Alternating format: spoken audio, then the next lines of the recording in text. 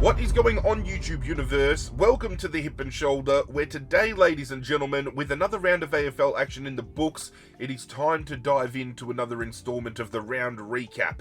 If you're unfamiliar with the process, I'll explain it. It's pretty straightforward. We just sit down, you and me, and we're about to have a little conversation about the previous round of football. We will cover every single game from the start of the round to the end of the round, talk about individual performances, team performances. I'll dish out some votes for my MVP award. We'll talk about my team of the week.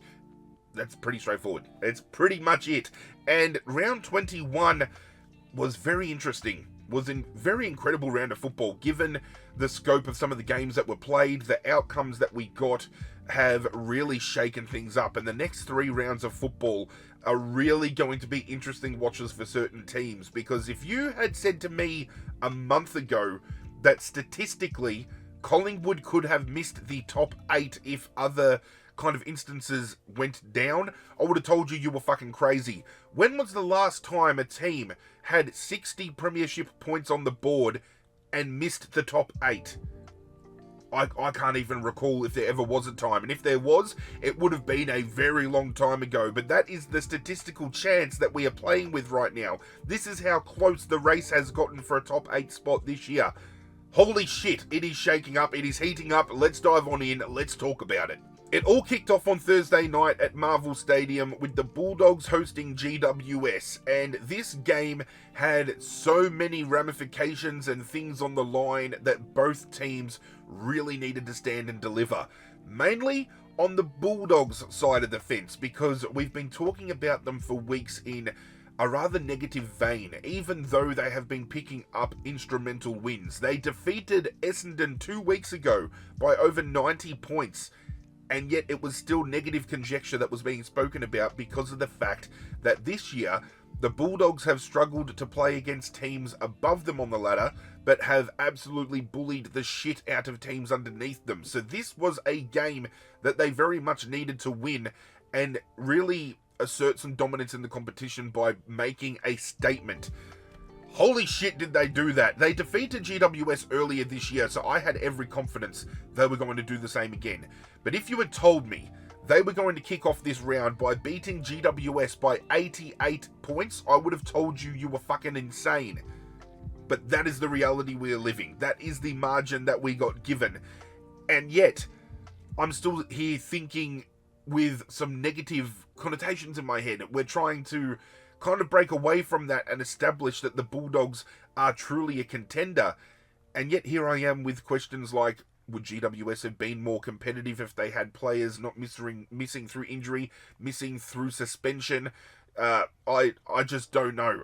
It's so hard, and I hate being a fence sitter, and I hate, being very critical of the Bulldogs this year, but I feel they've just pigeonholed themselves into this position so much so that even when they outperform a contending team, there are still going to be questions for us to ask. I mean, this GWS team was missing Buckley, was missing Kelly, was missing Green. Those are 3 key components to how GWS work their makeup. Buckley is a very underrated cog in the defensive GWS machine. Kelly provides a lot of outside run. Toby Green adds just a lot of on-field leadership and is rather so an X-factor in that forward 50 when he is on. Jesse Hogan, I believe, ended this game with an injury as well. I don't know whether that is season ending or not, but there's now a lot of media outlets talking about the fact that GWS might struggle come finals because Jesse Hogan is injured. So it could very well be a stint on the sidelines for Jesse Hogan, the Coleman medalist, who, let's face it, Aaron Cadman might have gone to a whole new level this year.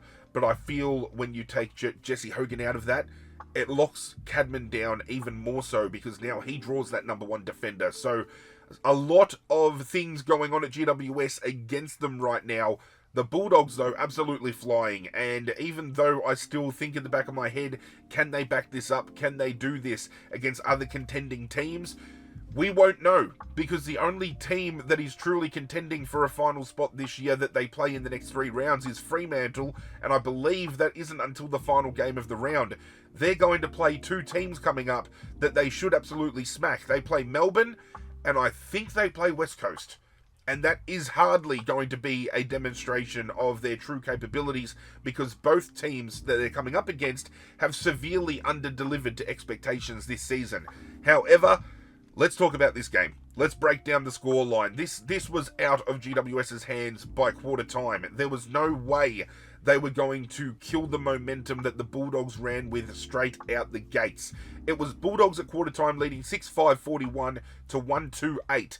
Halftime ballooned out to 12-9-81, leading 3-2-20. At three-quarter time, it was 16-13, 109, leading 6-6-42, and the final scoreline was 19-18, 132, defeating 6-8-44. In the first half, GWS managed 3 goals 2. In the second half, they managed 3 goals 6. Very inaccurate, but it wouldn't have saved them. And if the Bulldogs were accurate, they could have absolutely belted a 100-plus point win in this game. That just gives you a scope of how terrible GWS were. And it's hard to really get my head around, because GWS, and this has been a problem with GWS this year, their inconsistencies creep in way too much, because when they're on, they are one of the best teams, if not the best in the competition. When that orange tsunami starts rolling, it is hard to stop. But the fact that they couldn't even get it rolling in this game, unfathomable. Looking at the scoreline and the stat line are two completely different things, because even though the Bulldogs monstered them by 88 points, the disposal counts, the other stats in this game, really don't scream absolute dominance. They only had 42 more disposals than GWS in this game. They did have a lot more inside 50s. In fact, they had 22 more inside 50s. Their disposal efficiency, GWS were more efficient around the ground. It came to the inside 50 disposal efficiency that was critical. The Bulldogs ran at 65% inside forward 50 versus GWS's 38%. Now, if you want to talk about free kick counts, I mean, people were up in arms about it, and it's going to be a conversation point every week, because even though, again, I will argue that umpires don't bear weight on outcome, they bear weight on momentum. They bear weight in moments. And to have a free kick count 32-19 in a game of football, that I don't agree with that. And watching the game, I don't think the Bulldogs were that. You know what I'm trying to say? Like, I'm kind of getting muddled up in my words, but I'm trying to say that there was no way they were a team that warranted all of those free kicks. That's all I'm trying to say. Coming to the stoppages, GWS actually monstered the hit-outs. The clearances clearly went the way of the Bulldogs. And then outside of that, it was pretty even. I mean, GWS took more marks around the ground. The Bulldogs took more contested marks, but that's about it. It was a game where the Giants led the tackle count. 1%ers. There was not that much of a gap. So statistically speaking, this game was a hell of a lot closer than what it was. Just the scoreboard absolutely exploded. When it came to the final outcome of this game, even though there were some great individual performances like Sam Darcy standing tall and kicking 5, I thought the 3 men that I am going to give votes to for this game were very instrumental in leading the Bulldogs to this emphatic win. Now, if this is the first video you were catching in this format on this channel, when it comes to these round recap videos and I hand out votes, it is like a Brownlow count. Every game in the AFL Brownlow system gets a 3-2-1 vote, 3 being best on ground and 1 being the third best. I do the same here, but obviously this is all based on my personal opinion and takes on each game. So if you agree, if you disagree, feel free to discuss it with me in the comment section down below. But these 3 Bulldogs I thought were best on ground comfortably, and each of them added something into the mix, delivering this 88-point win. The 1 vote I gave to Aaron Naughton. He had 20 disposals, 12 kicks and 8 handballs, 8 marks, 1 tackle, 388 metres gained, 5 goals, and 13 score involvements. He is probably, outside of Jeremy Cameron, the most informed key forward of the competition over the last 5 to 6 weeks. And to think that we are sitting here having this discussion about Aaron Naughton is a boat with 2 paddles rowing either way. On one side, you've got a paddle that's working really hard to say, hey, Aaron Naughton has had this capability the whole time. It's about fucking time he's doing it. And on the other side, the other paddle's going backwards going, the inconsistencies are what's killing him, and he's going to eventually drop out of this purple patch, and we're going to see him drop off the face of the earth. Will we see this Aaron Naughton continue this form into finals? Because if the Bulldogs make it and Aaron Naughton keeps firing as big as he is, the Bulldogs could become a very serious problem. The 2 vote I gave to Sir Marcus Bontempelli. He has been, without a shadow of a doubt, an absolute revelation for the Bulldogs since he's come back into this team. There is a reason this man is touted as the best player in the competition. It is almost criminal to sit here and say that he has not won a Brownlow yet. He should be a 2-time Brownlow medalist already quite comfortably, and I feel this year might finish in the top 5, but given the late start, I don't see him winning it. But it is, again, another season where he has stood tall and he's going to fall short of the mark, which is very unfortunate. But in this particular game, he led from the get-go. 27 disposals, 14 kicks and 13 handballs, 5 marks, 3 tackles, 9 clearances, 472 metres gained, and 14 score involvements. Best on ground for me, however, even though they lost the ruck count, this man, especially over the last few weeks, has just gone up a gear. He has gone back to the level that we know that he can play at, and that is Tim English. He had 20 disposals, 16 kicks and 4 handballs, 11 marks, 22 hitouts, 4 clearances, 292 metres gained, 2 goals, and also had 14 score involvements, getting in and under and around it. He has become a headache for opposition rucks, especially given the fact that he can be so mobile, because there are ruckmen like a Max Gawn that would rather go behind the play and be that intercepting kind of marker. English likes to push up the ground and really test his opponent, and he gets on the hold of a lot of loose, uncontested ball in the end because of his athleticism, because he's able to make those gaps and make those leading lanes. The Bulldogs picking up a huge win put them into the top 8, and I think by the end of it did finish outside of that configuration, but given their run home, it is very hard to see them not playing finals this year. On the flip side, GWS losing this game now puts them at the behest of other teams. If they don't turn their fortunes around, they could be the team missing finals in 2025. Friday night football saw a further 2 top 8 teams go head-to-head, with one of them gaining absolute supremacy over the rest of the competition, because after this game, it saw Adelaide take the number 1 seed in the competition and look really firm at possibly cementing that spot as well, which is absolutely huge. I have been saying for a number of years now that if Adelaide got their shit together and the ball started moving and the cogs started working, that they were not only capable of being a top 8 threat, but they were well and truly capable of being a top 4 team. And arguably, over the last month and a half, Adelaide have been the best team in the competition, maybe outside of Geelong.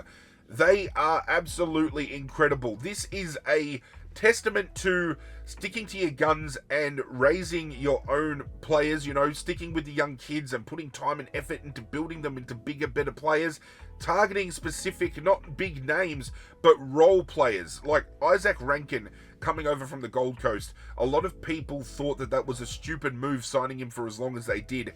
It's paying dividends. They go and pick up Ben Keys, who gets delisted from Brisbane. He comes and plays a role at Adelaide. They get Alex Neil-Bullen from Melbourne, not getting spoken enough in the conversation of being this year's best recruit, because while Bailey Smith might be getting big 30-plus numbers every week, the role that Alex Neil-Bullen plays speaks volumes to why Adelaide are playing so well. And then obviously the emergence of Thilthorpe and putting time and effort into his recovery and building him into such a powerhouse. Adelaide are just absolutely smashing it. And this was a game that a lot of people are touting as a potential Game of the Year candidate. It was Adelaide, Hawthorn at Adelaide Oval. And this was the epitome of what an arm wrestling contest truly is, because Hawthorn went in with a lead, Adelaide would get it back, Hawthorn then would go in with a lead, and then it was Adelaide in the end walking away with a very hard-fought win. The scoreline will break it down for you. At quarter time, Hawthorn led 5-3-33 to 1-1-7. Hawthorn in charge of that arm wrestling contest. Then Adelaide found some fight and fought back, pushing the proverbial arm back their way, and led at half-time 7-7-49 to 5-3-33. Hawthorn scoreless in the second term. Somehow, however, at three-quarter time, Hawthorn found a way to hit the front once more, leading Adelaide 11-5-71 to 9-9-63. And the final scoreline, back and forth, but Adelaide falling over the line in the end, 15-11, 101 against 13-9, 87. The way, ladies and gentlemen, of 14 points. This game was absolutely sensational. And it, as I said, saw Adelaide take the number 1 seed, sitting firmly in the minor premiership spot. And I feel this is the perfect position you want to be in if you are an Adelaide supporter. Finishing first means that week 1 of the finals, you're playing at Adelaide Oval. You win that game, that final that you then progress onto is going to be at Adelaide Oval, which means if they finish in the number 1 spot, they almost walk into the grand final for free, especially with the way they're playing. This could be huge for Adelaide.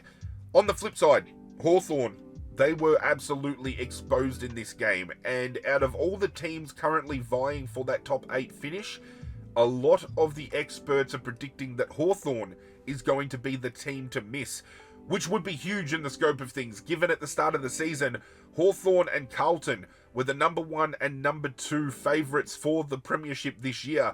To see both of them potentially miss finals, even after how well Hawthorn have been throughout periods this year, unheard of, unspoken of, absolutely insane. Breaking down the stats of this game, it was, as I said, a slog, back and forth. It was just, players were ready to dig deep. Some players kind of squandering opportunity, and we'll touch on that momentarily. Hawthorn actually led the disposals, especially the handball game, absolutely dominated them by 65 more handballs. There was only 7 inside 50s difference with these teams.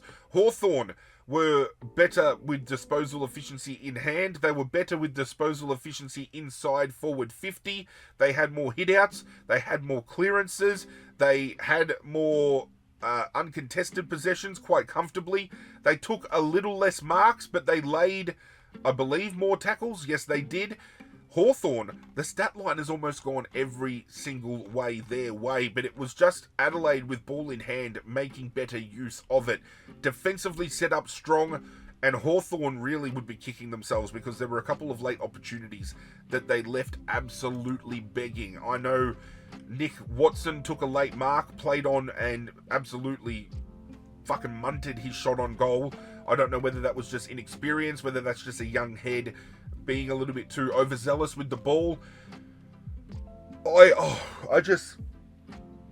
don't understand. The Hawthorn just retreated into their shell and looked dejected. They looked defeated before the game was even finished. It was almost like a sudden shock to the system had just struck them out of nowhere, and they went into panic mode. They started to break down. They were doing very un-Hawthorn-like things. They weren't linking up with handballs properly. They weren't hitting targets. They were finding themselves in positions where they would not look for an open man, but they'd get the ball off quickly and either turn it over or put their teammate under immediate pressure. James Worpel gets subbed onto the ground and just turns the ball over 4 or 5 times straight up with his first few disposals. It was a mess. This was a game that I think Sam Mitchell is going to be very, very disappointed with. And on the flip side, Matty Nix could not be fucking happier with the position he'd be in. I think coming into this year, he would have had a lot of pressure on his shoulders to deliver. If he had not, he was probably looking at the door. They probably would have booted him out of the club if they had not done something this year. This might very well secure his future if they can keep pushing forward, because as I said, as of right now, Adelaide have been playing the best brand of football comfortably over the last 5 to 6 weeks. No surprise with me saying that the 3-2-1 votes for this game are going all the way of Adelaide. The one vote I'm giving to Josh Worrell. I think he's had a very underrated season as a defender this year. Very well could be within All-Australian calculations as well. He had 20 disposals, 18 kicks and 2 handballs, 5 marks, 3 tackles, 516 metres gained, and 3 score involvements. The 2 vote I gave to the lumberjack Riley Thilthorpe. The power of the beard, baby. I think that's why they're winning as well as they are. There's that beard. It's bringing a lot of aura to the club. He had 12 disposals, 10 kicks and 2 handballs, 8 marks, 2 tackles, 1 clearance, 254 metres gained, 4 goals, and 6 score involvements. And best on ground to me was somebody who I think could even very well be pushing the moniker of being named the #1 player in the competition this year, just on the form he is running on, and that is Jordan Dawson. He had 21 disposals, 12 kicks and 9 handballs, 4 marks, 12 tackles, 4 clearances, 372 metres gained, 2 goals, and 5 score involvements. Just add that to the ever-growing list of players that we've already discussed. I mean, breaking down, as I said, the influences of players like Alex Neil-Bullen, he had a equal game high 9 score involvements alongside Isaac Rankin. Riley O'Brien has gone to a new level this year. Wayne Malira slotting back into that defensive structure quite well. Ben Keys, if he's not scoring, he's bringing teammates into the game. Adelaide are a complete unit this year, and if you are dismissing them as a chance for the Premiership Cup, you are being absolutely ridiculous. The first game on Saturday afternoon was Melbourne going head-to-head with West Coast at the MCG, and to no surprise, given the scope of where West Coast are at this year, Melbourne walked away with their biggest win of the season. A victory to the tune of 83 points. What better way to celebrate that win, ladies and gentlemen, than sacking your coach the following week? Because at the time of recording this video, news is breaking all over social media, all over AFL football platforms. Simon Goodwin, the coach of the Melbourne Football Club, has been sacked by the Melbourne board. And to me, might seem a little bit harsh, probably a little bit too late. I think the damage has already been done, and I think this holds them in good stead. This is a very unpopular opinion, and I think there are many that are going to disagree with me, but watch Melbourne turn their fortunes both on and off the field around now that Simon Goodwin is gone. When Simon Goodwin was a player, he absolutely bled for Adelaide, and during his time, I felt was one of the better players of the competition, which speaks volumes to the fact that when he coached at Adelaide, they were happy to see him out the door incredibly quickly. All those allegations of drugs and everything else that he was tied into, I firmly believe he brought that with him to the Melbourne Football Club. Now again, nothing to back this up. This is my personal opinion. This is just taken from, scope and lens from around the competition and just knowing his history, which was openly reported about the drugs and everything else, hence why Adelaide cut ties with him. But Melbourne start developing this culture that has started to see them drop off since the grand final win that they had. Clayton Oliver goes and ends up getting into drugs. Still blows my mind that Joel Smith got fucking scapegoated and thrown under the bus in that situation, and yet Clayton Oliver, who was clearly on drugs, gets away with no suspension, nothing. And that, to me, just continue to push the conversation point of players that have a higher profile within the game have a different set of rules that they are given to abide by versus a player that isn't a household name and can easily be swept under the rug. And that's exactly what happened. Clayton Oliver, they sweep him under the rug. Joel Smith, throw him out on the street to be hit on by a fucking bus. It's I don't agree with it. We're not going to dive into it. That's not what we're here for. But it's still breaking news that Melbourne pick up their biggest win of the year, and yet Melbourne still decide it's now time to move on. Now, I do believe what is being reported is Melbourne's new incoming CEO wasn't a fan of Simon Goodwin, and this guy's supposed to take over in the coming weeks, so I think it was just a process of eliminating him now. Gary Lyon believes there will not be a farewell game, and very well we could see a caretaker coach step in for this coming round to take Melbourne through the next 3 weeks. But I thought that was huge. Just given the scope of this win, they've come out and absolutely blown up the AFL world. I didn't think Simon Goodwin would be the first one on the rack. I honestly thought Ken Hinkley would be parted with by this point in time. I thought maybe Michael Voss would be in a lot more danger at this point in time. But what's being reported is Michael Voss may very well be out of Carlton at the end of the year, and Melbourne want to kind of get ahead of the curve just in case he is available to bring him in as a potential, successor to Simon Goodwin. Just follow this story incredibly closely. I don't know how it's going to go down, but it's going to be an interesting watch. The scoreline of this game, though, as I said, no surprise. Melbourne, just from start to finish, were always in front. And it was one of those games that, even though West Coast in part played incredibly well and were able to stem the flow in moments, it was a fourth quarter fade out which saw Melbourne just absolutely put the foot down and run away with the game here. At quarter time, they led 3-5-23 to 1-2-8. At half time, it was 6-7-43 leading 3-3-21. Three-quarter time, 16-9-105 leading 6-6-42. And in the final term, it was 21-13, 139, defeating 8-8-56. This has also brought up conversations about West Coast potentially going to be lodging an application to get a draft assistance package from the AFL. I'm personally against it. I mean, they won a grand final within the last 7 to 8 years. They've done things and made decisions with their own list that has put them in this position. I'm very much the same with North Melbourne as well. I didn't agree with North Melbourne getting all the handouts they got. So this isn't, me being a Victorian, being against non-Victorian teams. Not the case at all. If Richmond were in the same position, I would be arguing against it as well, because Richmond have won, obviously, 3 grand finals in the last, 10 years. So I couldn't see a realm where Richmond would ever be in a position to say, hey, give us a hand, because they don't deserve that hand when they have had success during this time. West Coast have found success during this time. Yes, they have dropped off since COVID, but they have made active decisions since that point in time to force themselves in this position. I mean, they had a young kid like Jai Cully on their team that made a debut for Melbourne in this game, and they could have kept him on.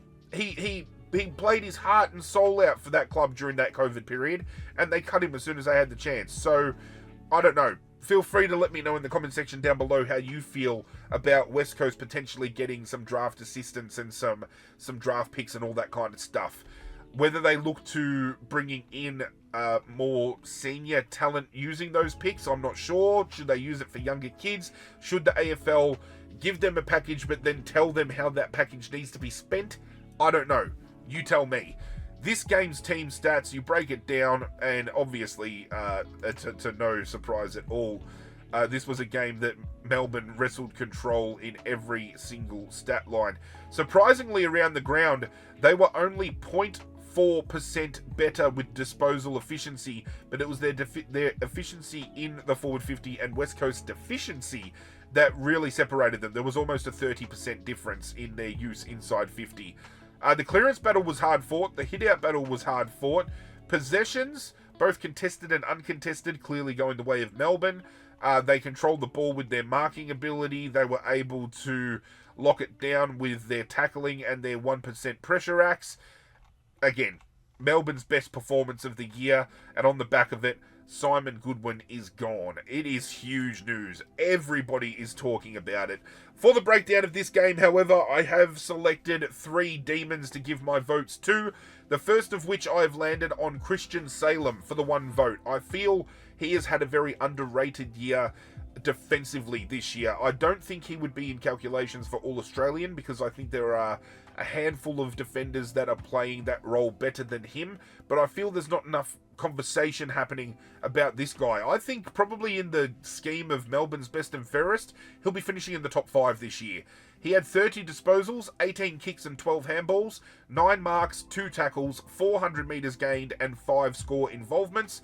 The 2 vote I gave to Keziah Pickett. Now, I've been harsh on him because this new deal that he has recently signed, I don't think he has done anything to warrant the size of the deal, both in length and in the finance department. But when he puts together games like this, it is hard to argue that his best is absolutely incredible.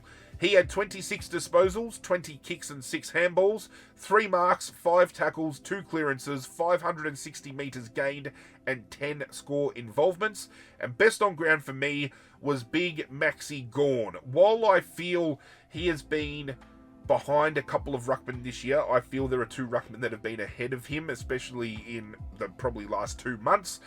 he has still had a very stellar year, and it would be hard to argue that he has not been the best ruckman of the modern era. I feel the battle between him and Dean Cox, Max Gawn is very close to winning, if not winning, by this point in time.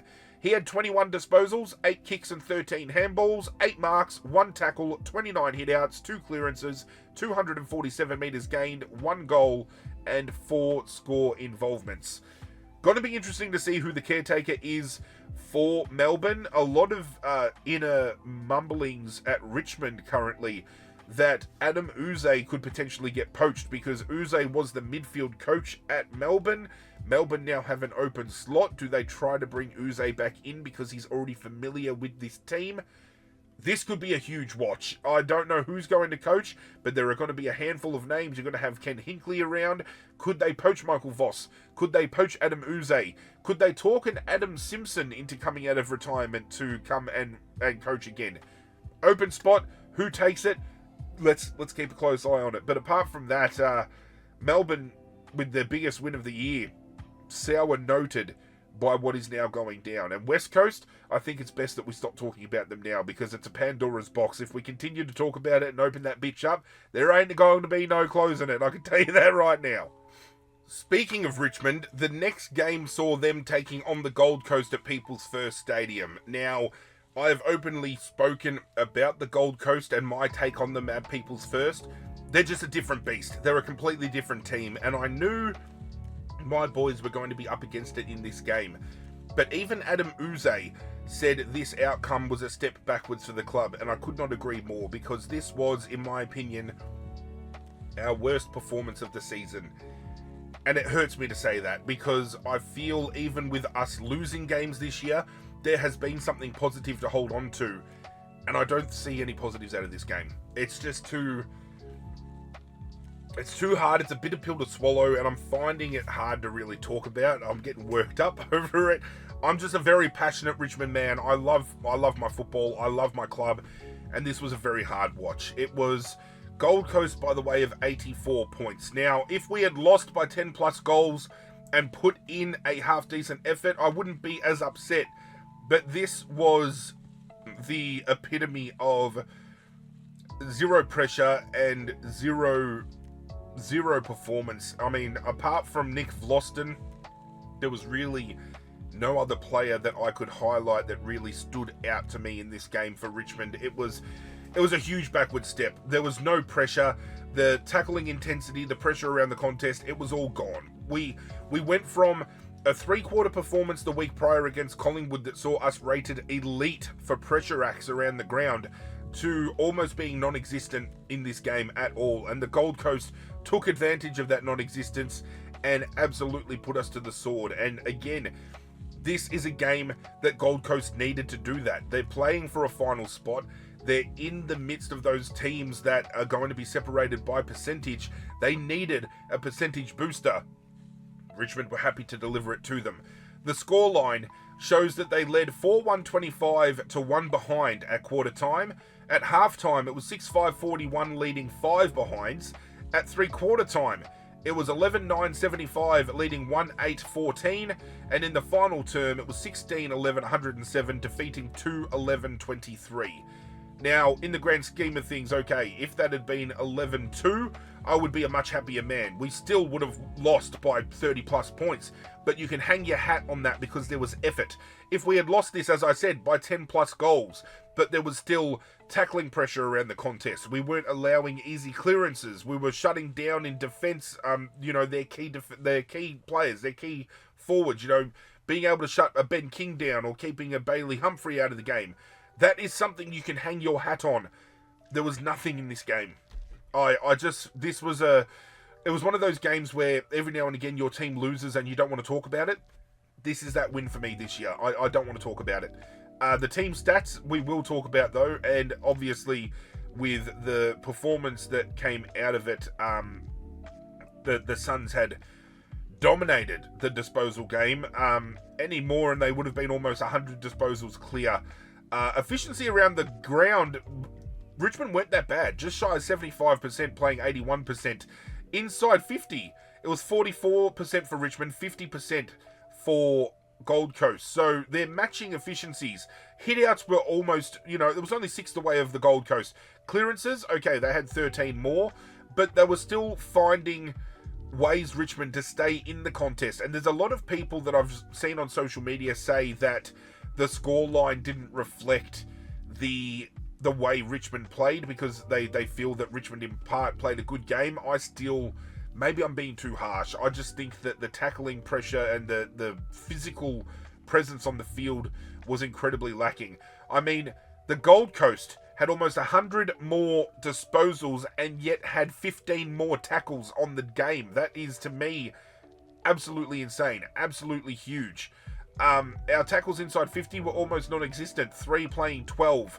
1%ers probably helped us because our defenders are good at it, but apart from that, Gold Coast were absolutely everywhere. I'm not a happy tiger, and I think it also just adds to the fact that Jonty Fall ended this game with a knee injury. I haven't looked into how bad this could be, but we could see the end of Jonty Fall this year, which is unfortunate because he has ran with opportunity, this kid, and he gives me hope for the forward line. I'm really looking forward to seeing him develop into a powerhouse key forward.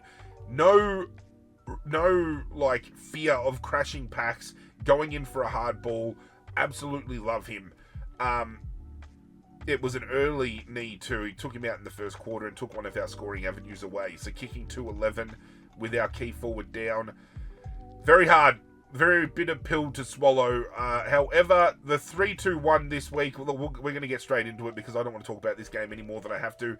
I did give the 1 vote to Nick Vlosten. Now, breaking down the player stats for this game, looking at champion data, he is close enough to the highest ranked Tiger on the field apart from Sam Banks, and well within the top 5 players listed on the field. So just goes to show that even with Richmond getting absolutely dominated, Nick Vlosten has been a shining light for us. Now, a lot of people are talking about him this year deserving of an All-Australian spot. I personally feel he is, but that could be my Richmond bias and regency here. I just think he is well overdue for it, and even though Richmond have been terrible in parts this year, as expected to be, he's been a shining light. He has been that one player that has ensured our defensive structure is still intact. We get beaten by 80 plus points in this game, and yet he still has a standout performance in the defense, so much so that, commentary teams are talking about him, media outlets are talking about him. He has had a stellar year. He should be leading our best and fairest, and I would hope he gets his first All-Australian jacket this year as well. He had 20 disposals, 14 kicks and 6 handballs, 8 marks, 4 tackles, 324 metres gained, and 3 score involvements.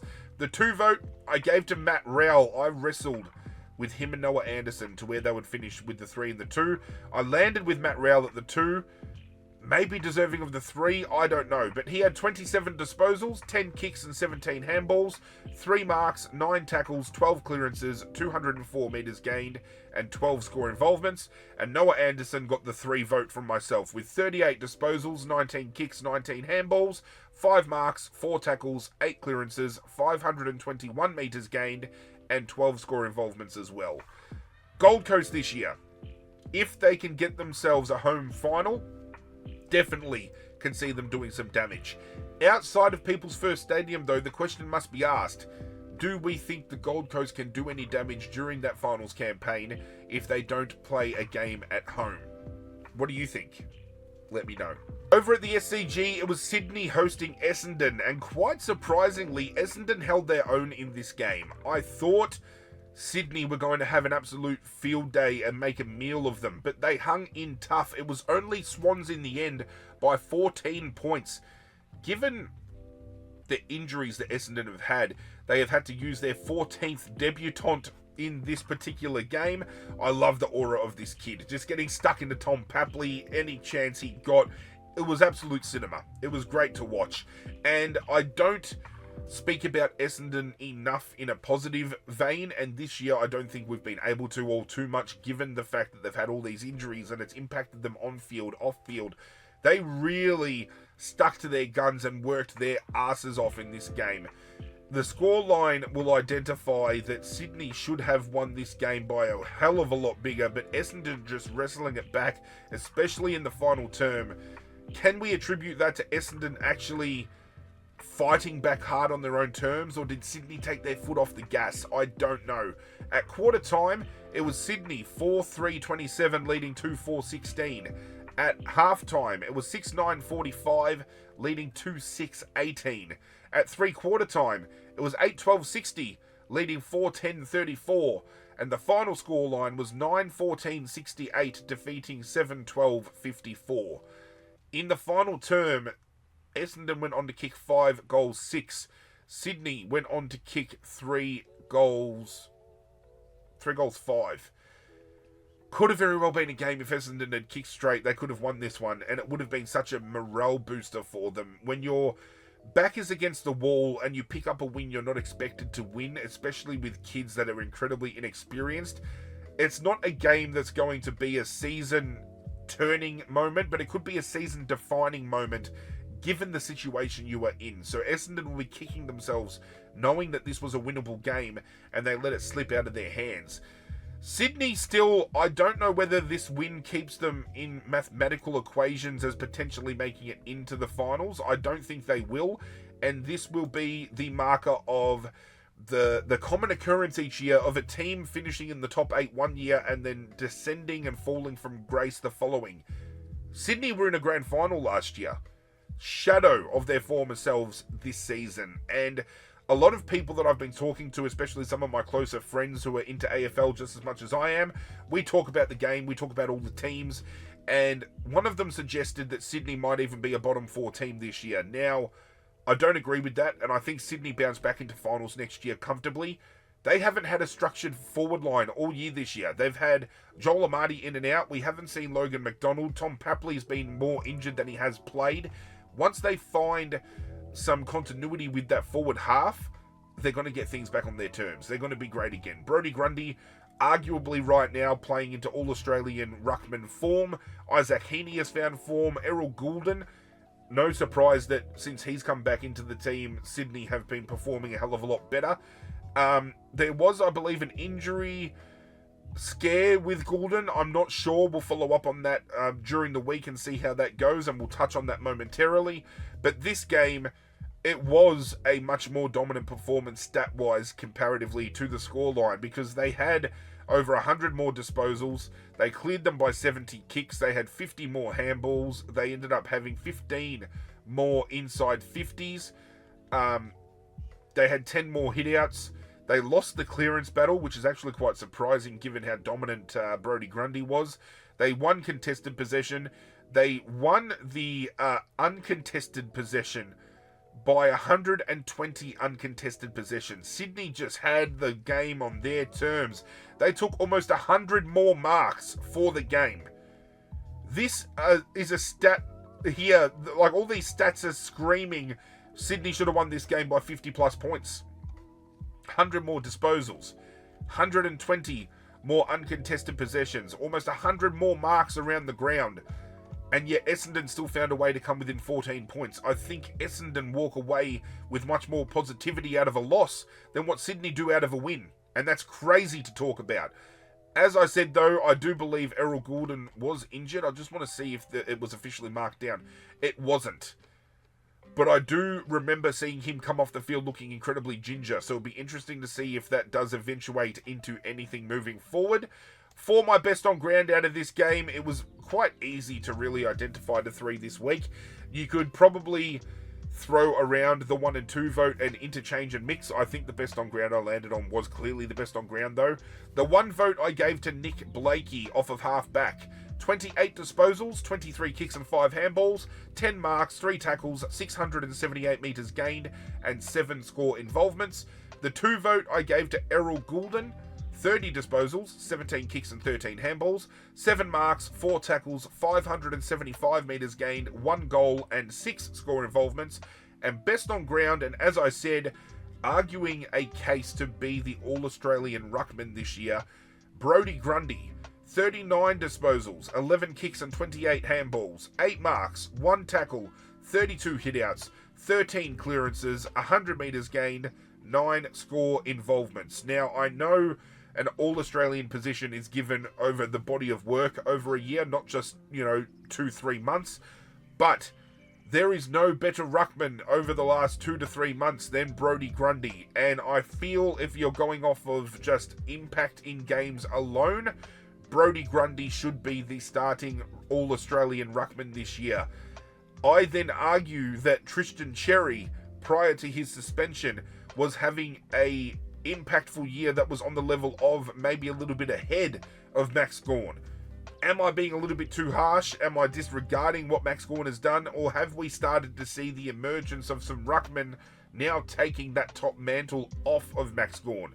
If they are, does that tie back to the fact that there could be some things going on at Melbourne that is impacting player performance?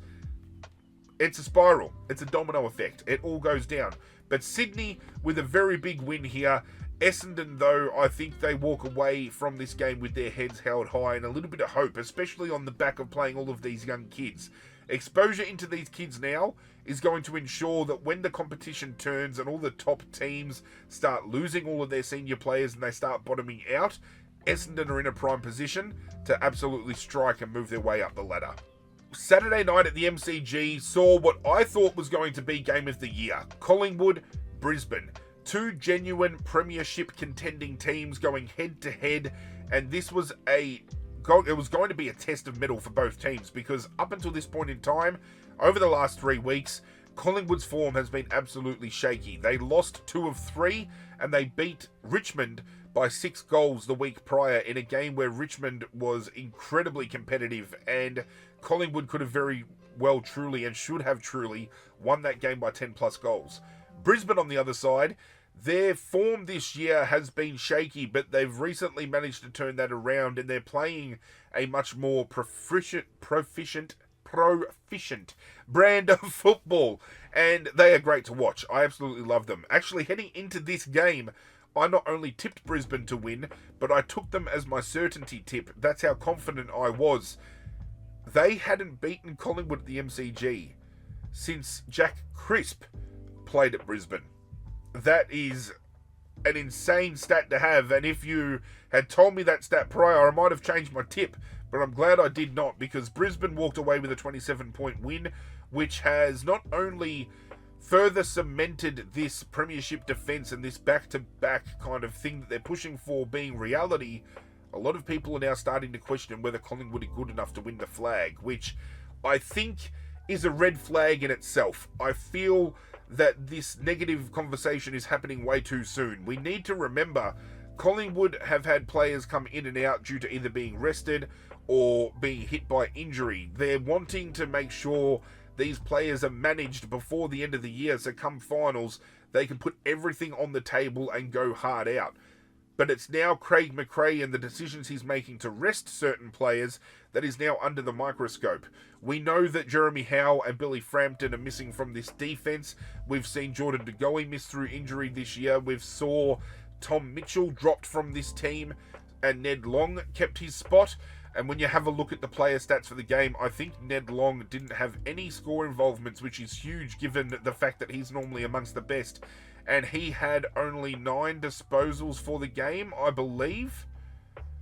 He had 9 disposals. He laid 7 tackles, don't get me wrong, but the score involvements were next to none, and that is something that has been his strong suit this year. When you look at the players that, are out of this team that could be making this team infinitely greater, we had Tom Mitchell dropped, as I said. Lockie Sullivan, a good role player, he missed due to injury. Jordan De Goey, Bobby Hill and Scott Pendlebury all came back into this game. 3 huge names, but they're still missing incredibly big key components. I mean, Bobby Hill played as the starting sub for this game. Maybe not the best choice, but given the scope of him missing all these games as well, don't know whether match fitness is now an issue. I don't think it's alarm bells for Collingwood. I still feel prior to this last month of football, they have been the best team in the comp. It's just now there's other teams rising to the occasion and really starting to assert their dominance in that particular role. As I did said, holy shit, the English with me today is incredible. As I did say, ladies and gentlemen, there is a realm of possibility with outcomes with, certain teams having to beat other teams and losing to other teams. Collingwood currently sitting on 60 premiership points could miss the top 8. Not going to happen. I don't think there's a realm where that does happen. But there is a statistical anomaly within this where it could. It's not going to, though, because that would have to be it would be astronomical, the chances of that being able to happen. And if it did, holy shit, I think the competition would go into meltdown. But I think they still hold their role within the top 4. It's going to be very questionable now, though, given their past month and how things have gone down. The scoreline, though, this was a game that was a bit of an arm wrestle because they managed to find a bit of ascendancy in the second term, but then it was all the way of Brisbane in the second half. At quarter time, Brisbane led 5-4-34 to 2-2-14. At half time, it was 7-4-46, leading 7-3-45. 1 point in it, and I thought, here we go, game on. 3-quarter time, it was 11-6-72, leading 8-5-53. And the final scoreline was 14-8-92, defeating 10-5-65, rather. It was a 3-goal 2 performance in the second half for Collingwood, taking on Brisbane's 7-goal 4 final half. Collingwood have found themselves over the last month in positions where they have struggled to score. None more so against Gold Coast about a month ago, but this game here, after half-time, was incredibly winnable. And given that they only lost this by 27, the gap could have been stemmed a hell of a lot had opportunity not been wasted in front of goal. And I feel it was critical moments early in the third term that just put Collingwood behind the 8 ball, and Brisbane never looked like they were going to be in a position to lose this. It was all the way of the Lions in the second half. Some people suggesting that maybe the umpires gave him the better run of the green. Again, I don't want to deep dive into that too much because I don't want to be finger pointing. I don't want to start determining myself as somebody who believes that umpires have bearing on outcome, as I've already said in this video. But the battle, I mean, statistically, Brisbane had not far off 100 more disposals for the game. Efficiency was rather even around the ground, except they ran at 50% inside forward 50, which was better than Collingwood. The free kick count, okay, it did go the way of Brisbane, 13-20, but I don't think that's enough to determine a 27-point win. Hitouts, Collingwood won. Clearances, Brisbane won. Uncontested possessions, Brisbane managed to have almost 70 more uncontested, which is normally unheard of against Collingwood, because Collingwood love to shut down those avenues, but Brisbane were just picking their chances, moving the ball along in the outer defence, out to the wings, kicking backwards, shifting the game, shifting momentum. Brisbane were incredibly smart in this contest. Had more marks around the ground. They had similar tackle numbers, but the 1% acts were better for Brisbane. If the ball just hit the deck, they were able to move it on. They were getting in spoils. They were just so defensively sound, Brisbane, and that's what won them this game. They have a core group of players here that are great two-way players. They're not just one-way mindset. They're not just, I'm going to go kick a goal and that's all I'm going to do. They've got the whole, we need to play defensive, we need to lay tackles, we need to put pressure on, but then they can go forward with the ball, they can impact the scoreboard, they can get score involvements, everything else.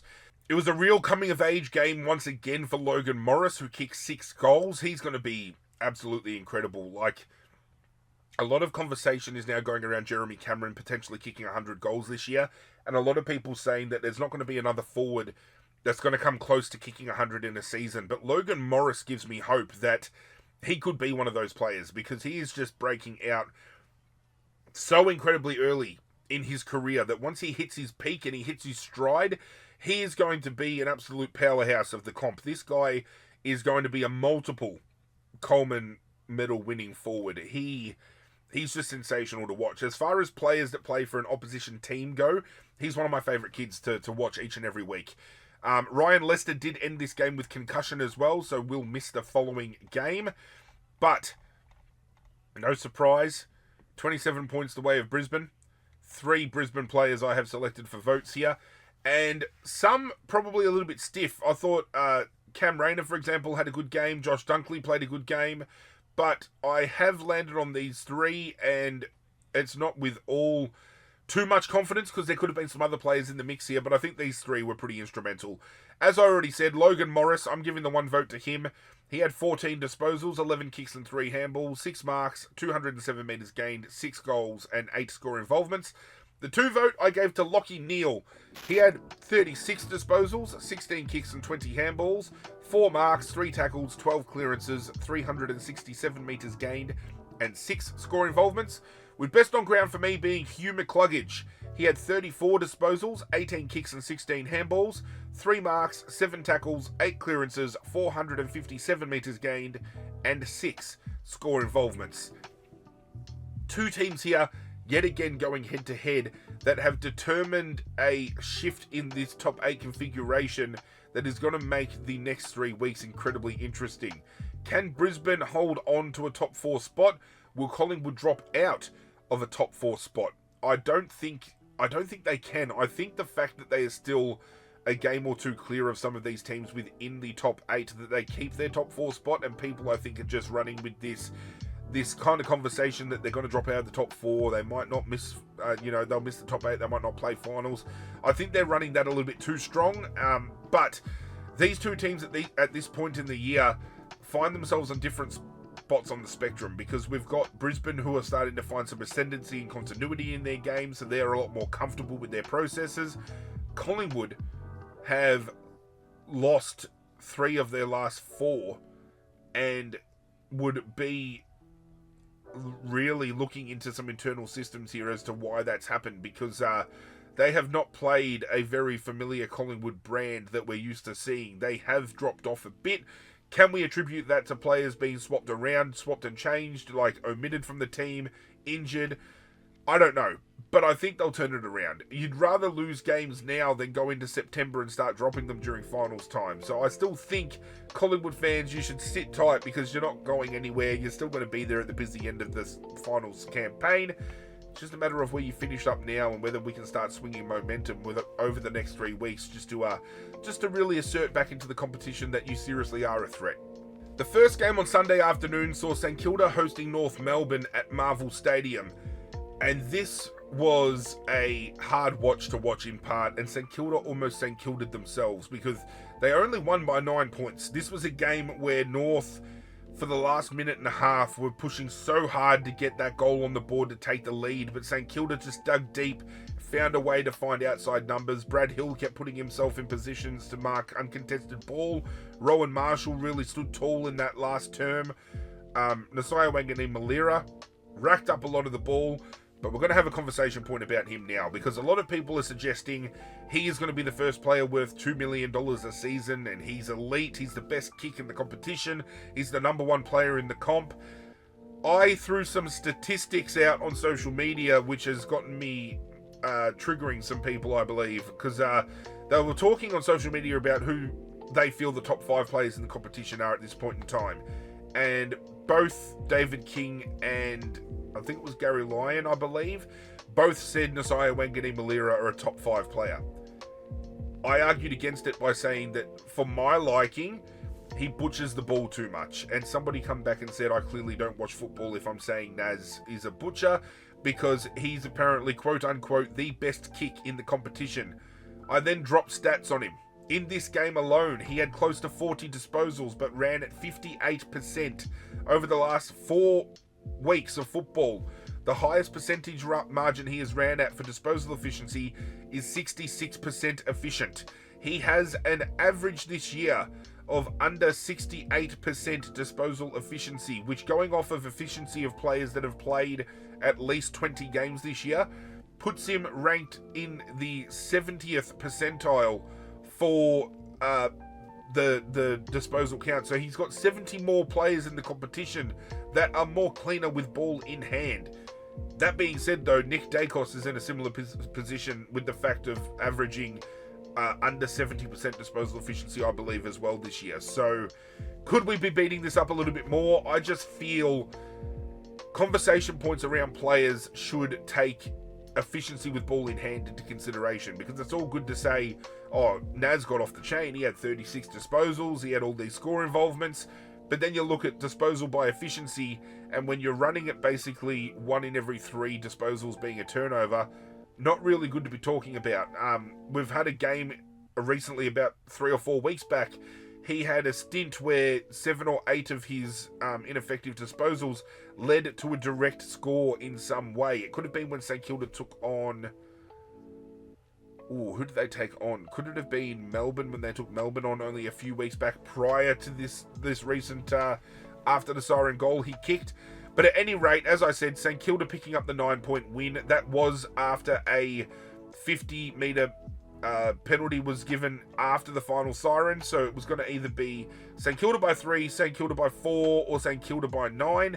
And they made sure of it with that goal after the siren.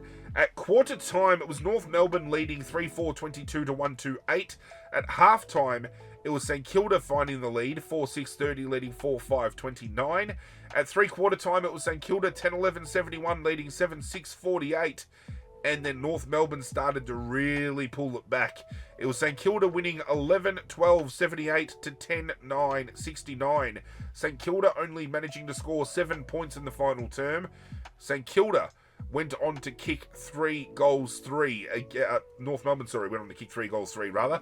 That could have been very much instrumental in the fact that if they had kicked 2 of those behind straight, it would have been a goal. And there were some shots on late that I think were put under a lot more pressure than they should have been, and that obviously resulted in inaccuracy in front of goal.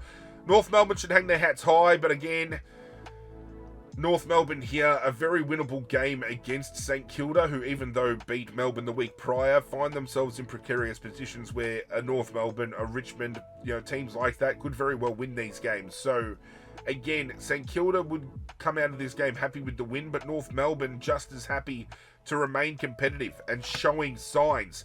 Had Tristan Cherry played this game, I reckon North Melbourne win. And Tristan Cherry does come back this coming week, I believe. He has now served his 3 weeks. St Kilda coming up against Richmond this coming week, and I feel Richmond could turn it around and give this game a red-hot crack, given the display that was put on in this game. Looking at the numbers here, even though St Kilda had more inside 50, North Melbourne had more disposal and were better with it by hand. They lost the hit-out count. Again, North Melbourne have very much a non-existent rucking kind of space without Tristan Cherry in the mix. However, they did find a way to beat St Kilda in the clearance game. It was uncontested possessions, absolutely monster them. They had 60 more uncontested possessions, North Melbourne. Again, it was just St Kilda finding a little more ascendancy with ball in hand and being able to capitalise, making quality out of quantity, I suppose.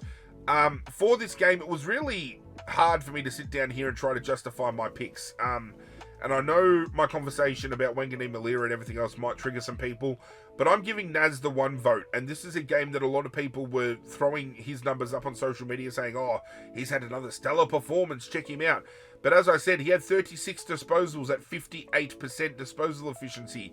If you don't agree with me, go and look at the stats. His disposal efficiency, I feel, is what is stopping him from becoming an elite player. He has the scope and talent to do it, but this inaccuracy is going to absolutely ruin him as a player if he doesn't tighten up the screws just a little bit. As I said, though, he had 36 disposals, 24 kicks and 12 handballs, 3 marks, 1 tackle, 9 clearances, 677 metres gained, and 9 score involvements. The 2 vote I gave to young Colby McKercher from North Melbourne. I thought this was one of, if not the best game he has played for North out of defence. He had 36 disposals, 29 kicks and 8 handballs, 8 marks, 1 tackle, 1 clearance, 642 metres gained, 1 goal, and 4 score involvements. And best on ground to me was big, bad Rowan Marshall. He had 24 disposals, 15 kicks and 9 handballs, 6 marks, 5 tackles, 32 hitouts, 4 clearances, 323 metres gained, 1 goal, and 7 score involvements. He was there, he was everywhere, he was taking marks, defensive spoils. As complete a game you will find from Rowan Marshall in 2025 that he has had.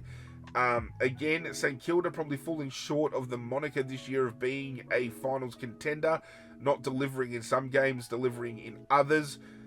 Absolutely gut-wrenching, because they have the talent on their list to be able to, do some damage and play finals, but they just look so far off it this year, and I don't know where the breakdown has come. Has it come from no Max King?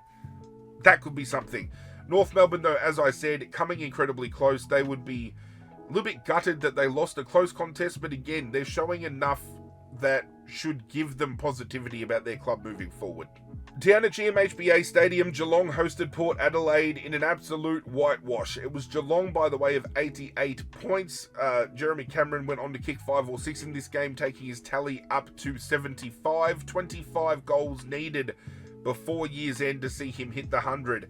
Not sure whether he'll hit it during the regulation home and away season, but he will definitely kick it during finals, I feel.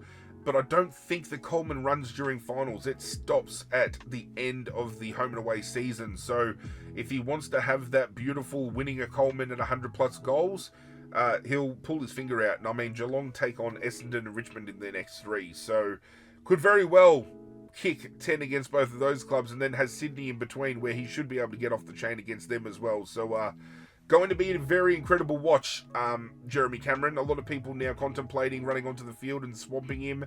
I definitely feel kicking 100 would be a just dessert for him, given a lot of people kind of wrote him off because Tom Hawkins wasn't in this team and he wouldn't be able to mark a contested ball. He was going to get scragged. I feel, yeah, they've really held their own here, Geelong. This was a game, again, not only needing a win, but needing a percentage boosting win, and they did it. They did it comfortably. They'll be very happy with this outcome. The score line outside of the first term just screams Geelong. And at quarter time, I actually thought Port Adelaide were going to give this game a red hot crack. It was 3-5 goals apiece. It then ballooned out to 8-11-59, playing 5-4-29. At three-quarter time, it was 17-14, 116, leading 5-7-37, and the final scoreline was 23-15, 153, defeating 9-11, 65. Looking at the team stats, Geelong dominated the disposal count. They had 80 more kicks for the game. They only ran at 4% better than Port Adelaide, both with disposal around the field and in the forward 50, which is huge. Port Adelaide dominated the hit-outs, but there was Geelong winning the clearance game. It was the uncontested possessions by 70-odd where Geelong were able to really just slow things down and get things on their terms. They're one of those teams that loves to kick backwards, mark, maintain possession. I mean, they had 61 more marks for the game. They're averaging 100 marks a game, which is huge, given that Port Adelaide's only averaging 82. So that just screams how they're setting up the ball. They like to chop and change and find leading lanes by getting the ball out to the long side. This was a Geelong game from start to finish. Port Adelaide were only in front by a minute 29 in this entire game of football. And that was within the first minute of the game as well. So, yeah, that's something. It's really scary because Geelong have such a really soft run home. They should finish top 2, and if they lock themselves up GMHBA finals, then it should be an Adelaide Geelong grand final. I'm in a position now where it's hard to not see those two teams going head to head. You could argue maybe a Collingwood or a Brisbane throwing a spanner in the works, but Geelong and Adelaide at this point in time, the two best teams in the comp, given the scope of how they've played over the last couple of months. For the votes, all the way of Geelong. No surprise with the names either. When Geelong are firing, these 3 players this year have been synonymous with that. When it comes to the 3 players I've given votes to for this game, all 3 have been synonymous with winning for Geelong. When they're only winning by just a small margin, if they're ballooning out to a large lead and a large win, all 3 of these players have always been well within the top 5 players of Geelong each and every week. Wouldn't be surprised if we saw 2, if not all 3 of these players make the All-Australian list this year. The one vote I gave to Bailey Smith. He had 30 disposals, 18 kicks and 12 handballs, 5 marks, 7 tackles, 8 clearances, 546 metres gained and 10 score involvements. The 2 vote I gave to Brian Myers. He had 30 disposals, 18 kicks and 12 handballs, 4 marks, 6 tackles, 4 clearances, 454 metres gained, 1 goal and 10 score involvements. And best on ground to me was Max Holmes. 35 disposals, 25 kicks and 10 handballs, 7 marks, 2 tackles, 4 clearances, 875 metres gained, 2 goals and 15 score involvements. As I said, Jeremy Cameron kicking 5, takes his count from 69 to 75. Probably stiff to miss votes this week. I just thought Smith, Myers and Holmes were all better collectively around the ground. That just shows how elite Geelong have been this year. When you've got players kicking bags of 5, but you can't find a way to fit them into calculations for votes and talking about better players, huge. And I hate it because they just keep finding a way, these guys, to just stay in touch with finals, and they're always competing at the better end. Dangerfield is aging like cheese, not like wine, like cheese. Like, he's getting old, he's getting stinky, but even then, he had over 10 score involvements for this game, so still finding a way to get actively involved. The big talk out of this game was Tom Stewart leaving the ground, making head-high contact with Ollie Wines. Ollie Wines didn't get knocked out. He did play the rest of the game, but it was very Braden Maynard-esque in the way of him hitting Angus Brayshaw. Obviously, we know Angus had to retire after that hit. I made a joke during the week saying Geelong wouldn't have a case to answer for. He got fined $2,000. That's it. He actively left the ground, made head-high contact, and there's potential to cause injury, but didn't cop a suspension. Just let that sit for a little bit there. Just a lot of people upset with that because it's now starting to look like there's rules for some and rules for others. But Geelong, 88-point victors, locking away a top 4 finish, and Port Adelaide just continuing to be a disappointment this year. There's no other way to put it, really. They have been disappointing. The final game of the round saw Fremantle hosting Carlton at Optus Stadium, and this was hilarious. This was a game where I thought coming into it, I was 8 out of 9 tips, only needed Fremantle to win. Can Fremantle pick me up a win here? And Carlton did the most Carlton of things. Carlton led for 3 quarters of football and then failed to kick a winning score in the final term, whereas Fremantle went on to have a huge final term and pick up the win. I thought it was hilarious. I thought this was very Carlton. This I thought was going to be the dagger that drives Michael Voss out of the club, but yet we've had the announcement of Simon Goodwin getting sacked. Michael Voss still has a job. I don't know. I don't think Michael Voss is the man to take Carlton forward. That's just my personal opinion. At quarter time, they led Fremantle 5 goals straight 30 to 2 goals straight 12. At halftime, it was 8-1-49, leading 4-1-25. 3-quarter time, it was 9-4-58, leading 8-2-50, and the final score line was 15-4-94, defeating 10-7-67. In the final half of football, Carlton went on to kick 2 goals 6, whereas Fremantle went on to kick 11 goals 3. Very accurate, truly taking possession and getting quality from quantity. I think Hayden Young got injured in this game because there was a conversation point about whether or not Fremantle could do any damage come finals without Hayden Young, who did a groin injury, and O'Farrell from Port Adelaide did a knee as well. I just think teams like Fremantle, they've been playing incredibly well without Young before Young was available for selection, so why would the conversation now turn to Fremantle not being good enough because Hayden Young is out when they've been winning without him? That's just my personal take on that. Having a look at the stats around the ground, Carlton did defeat them in the disposal count. They were more efficient with ball in hand. They did win the hitouts. They only just lost the clearances. Uncontested possession, they had 60 more than Fremantle, and that just goes to show, backing it up with the fact that Carlton had more marks. So again, one of those teams that like to chip the ball around and maintain possession instead of just looking for a down the line kind of ball. They like to shift and change and make sure there's leading lanes going. They'll chip it around, they'll get momentum moving, and they'll try to hit that momentum as best as they can. Unfortunately, though, all air for them, it was bad. People are now just starting to really get stuck into this mob, and again, it's hard because you have a look. Carlton, as I said, Harry Mackay back in the lineup. I believe no Charlie Curnow because Curnow's now out for the rest of the year, which is going to make it incredibly hard for Carlton because Curnow's been their man this year because Harry Mackay has been more often than not out injured, especially over the last month and a half, 2 months. So they lose Charlie. And I just don't want to see them fall into the trap of using that as an excuse. Like, oh, we don't have Charlie Curnow. Well, you had Charlie Curnow, and Charlie Curnow wasn't doing fucking anything. So, Go figure.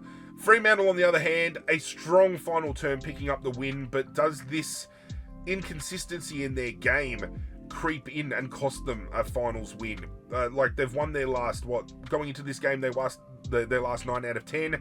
They've now won, I believe, 10 on the trot, so they've done incredibly well to get to this point in time. I've firmly believed that getting into the finals, they could be that dark horse kind of team, but they can't have this kind of inconsistency creep in against top 8 teams. They can't leave the door open, because other teams, an Adelaide, a Geelong, a Brisbane, they're not going to allow that door to be left open and then shut on them. They're going to kick that door down and they're going to run away with huge wins against Fremantle, so they want to be careful. Handing out votes for this game was difficult because as much as I wanted to get more Fremantle players into the mix here, it was hard to look past both Patrick Cripps and George Hewitt for votes because they were arguably two of, if not the best 2 players in the game. And sometimes that's just how it goes down. Even when it comes to the Brownlow votes, you're going to get games where teams that have lost still have players polling 2 and 3 votes because they were instrumentally and fundamentally better than any other player on the field. The 1 vote I gave to George Hewitt, he had 36 disposals, 21 kicks and 15 handballs, 1 mark, 6 tackles, 7 clearances, 399 metres gained and 5 score involvements. Very underrated and underappreciated year. I feel he's been one of, if not Carlton's best breakout season, and really getting some form back that I thought he had at the back end of his time at Sydney. He's a player. I love George Hewitt. I just love the role he plays. I love the pressure he brings around the contest, and I feel he just doesn't get spoken about enough, and that's really the telltale point about the competition. We always talk about, Nick Dacos and Sam Darcy, and I feel some of these players are getting glazed a little bit more than they should be when there are so many players not getting spoken about that definitely deserve to be in that conversation. The 2 vote I did give to Luke Jackson. I thought he was Fremantle's best. He had 27 disposals, 7 kicks and 20 handballs, 1 mark, 6 tackles, 18 hitouts, 8 clearances, 166 metres gained, 1 goal and 5 score involvements. And best on ground to me was Patrick Cripps in the best game he has played all year. He had 36 disposals, 18 kicks, 18 handballs, 3 marks, 9 tackles, 9 clearances, 452 metres gained, and 7 score involvements. As I said, Fremantle winning this game was huge in the scope of where they are on the ladder. They need to win these games to play finals, but the 3 quarters that they dished up to start this game off, is that the inconsistencies of Fremantle that we're used to seeing come in from them starting to slowly creep back in? Or are they on a wave of momentum right now where they're just going to be too hard to be stopped? Only time will tell. After tallying up all the votes for round 21, this is how my top 5 for the 2025 MVP award is currently situated. In 5th place on 20 votes, I have Fremantle's Andrew Brayshaw. In 4th place on 23 votes, I have his teammate, Fremantle's Caleb Sarong. In 3rd place on 24 votes, I have Geelong's Bailey Smith. In 2nd place, tied on 29 votes, I have Adelaide's Jordan Dawson and Gold Coast's Noah Anderson. And in 1st place on 33 votes, I have Collingwood's Nick Dacos. Having looked at the individual perspective, we can now turn back to the team perspective and look at the AFL ladder and how it is situated after 21 rounds of football. 3 games in hand, 4 if you were the Gold Coast, because they still are yet to play Essendon for their round 0 makeup. And as you can see, Adelaide have taken a jump over Collingwood, tied on 60 points, but they are clear by 14%, 144 being the competition's biggest percentile. Adelaide in 1st and Collingwood dropping down to 2nd, both on 60. In 3rd place, we have Brisbane on 58 points. In 4th place, we have Geelong. In 5th place, we have Fremantle, both of which are tied on 56 points. In 6th place, we have Gold Coast. In 7th place, we have Hawthorn. And in 8th place, we have GWS, all tied on 52 points. We then have the Western Bulldogs in 9th on 48 points, only a win out of the top 8, but clearing every single team minus Adelaide by percentage. So that's actually, no, they are just behind Geelong. I apologise. But they are the third best team percentile-wise. So they get another win.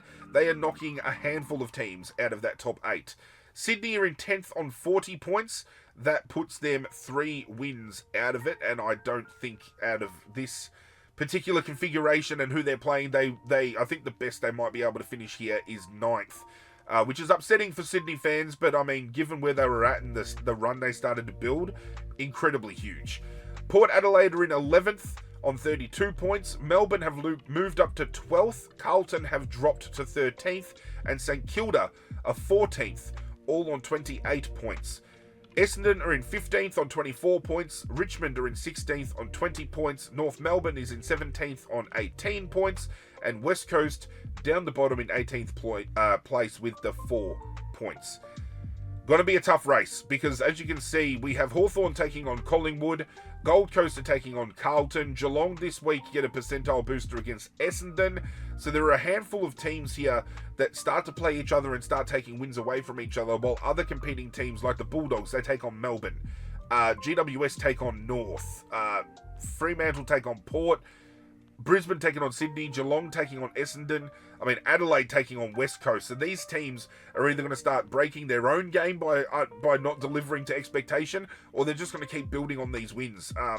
And then a couple of these teams get to play off against each other in the coming weeks as well. So, again, interesting watch. Keep a close eye on it. It's going to be a tight finish. There is only one thing for us to do to officially recap the round, and that is to announce my team of the week for round 21, which has seen a number of configurations because I've tried to get as many players I think that are deserving as I can, but unfortunately some weeks players are going to miss. So this is how my team for round 21 has shaped up. Down back, I have Nick Vlosten and Christian Salem in the back pockets and Callum Wilkie at fullback, with Colby McKercher and Nick Blakey on the half-back flanks and Josh Worrell at centre half-back. Across the centre, I have Max Holmes and Hugh McCluggage on the wings, with Jordan Dawson in the centre. In my forward line, I have Brian Myers and Sam Darcy on the half-forward flanks and Jeremy Cameron at centre half-forward. In the forward pockets, I have Logan Morris and Aaron Norton with Riley Thilthorpe at full forward. In the ruck, I have Brodie Grundy, followed by Lockie Neal at ruck rover and Noah Anderson in rover.